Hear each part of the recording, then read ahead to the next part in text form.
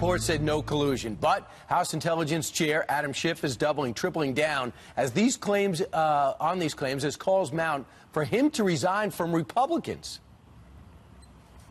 You might think it's okay that the president himself called on Russia to hack his opponent's emails if they were listening. I don't think that's okay. I think it's immoral. I think it's unethical.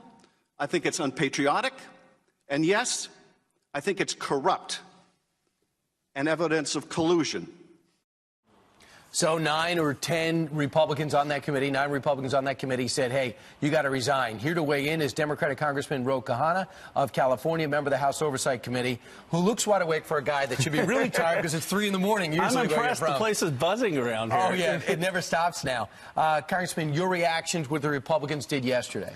Well, Adam Schiff shouldn't resign. Look, we have a separation of powers. That's part of the Constitution. You have strong oversight. And the president who can stand up to Xi Jinping can take Congress's oversight or a robust press. So let's move on. Let's figure out things we can come together on. We know the Russians interfered. Put aside President Trump. I was talking to Kevin McCarthy. I said, how do we prevent further interference? You should chair that committee, because that's where we should be heading now. Do you understand the frustration where the summary comes out, no one questions its authenticity and accuracy, and having somebody who has access to intelligence do something that everyone in that committee who has the same access feels is inaccurate?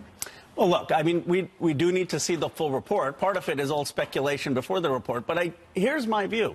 Do we want other countries to interfere? Our tech platforms are still vulnerable to social media manipulation, to hacking. Why not look for some common ground in this country to say American elections shouldn't be interfered with? The other major issue that I feel, maybe you do too, especially over in California, is what's happening at our border. All from sea to shining sea, they seem to be overwhelmed. And you're seeing officials make the announcements now. 13,000 going through the El Paso sector. They had to let about 2,000 out over the weekend. There's just no place to house them.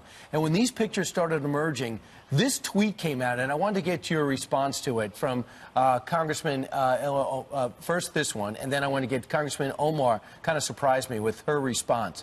This is El Paso right now, where hundreds of migrant families are being held in a parking lot of a Border Patrol station because there is no room for them inside or anywhere else. So then this comes out. This is abhorrent and inhumane.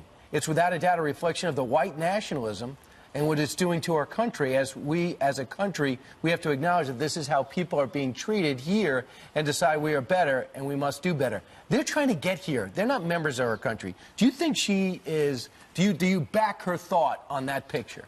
I disagree with that. Look, I grew up in Bucks County, Pennsylvania. I'm the son of immigrants. I believe this is fundamentally a good, decent, kind country. I do think we should speak out for rights and human rights and treat people regardless of how they come here with American values. And I have spoken about having more humane treatment at the border and respecting rights. But I think that this country is one of the most open countries in the world. Congressman, I agree with you personally. And also I think we can't put Hiltons down there. There's got to be some control of the border. I wish you would have that bipartisan, bring that bipartisan attitude downtown to Washington.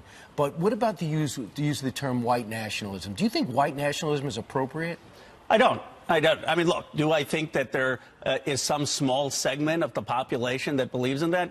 Sure, but I don't think this country, at its core, we are the most open nation in the world to people of all different backgrounds, all different faiths. We should celebrate. That's what makes America exceptional. Last thing on your party, the DCCC is saying any consultant that works with an insurgent candidate on a sitting congressman or woman on the Democratic side is going to be expunged from the party, is going to be persona non grata. You're upset by that. I am, and because it's so much what people hate about Washington. I mean, this is Sherry Bustos' policy. Think about it this way. Let's say Coke said that if you do business with Coke as a vendor, then you can't do business with any of their competitors. It's a total violation. We should have open competition. People shouldn't try to protect incumbents, whether you're a Democrat or a Republican, whether the challenge is from your left or right. I mean, people hate career politicians. It's one of the reasons I support term limits and believe that folks need new voices and open competition in this country. And AOC wanted to challenge those who wouldn't go along with the liberal agenda, and this is the blowback on that.